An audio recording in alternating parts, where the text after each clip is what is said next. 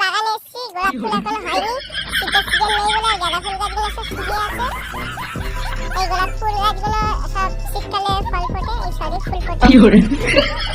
এবার দেখতে পাচ্ছেন সুইমিং পুল সব বড় বড়, এখন একটু নোংরা হয়ে গেছে, জলগুলো পরিষ্কার করা হবে।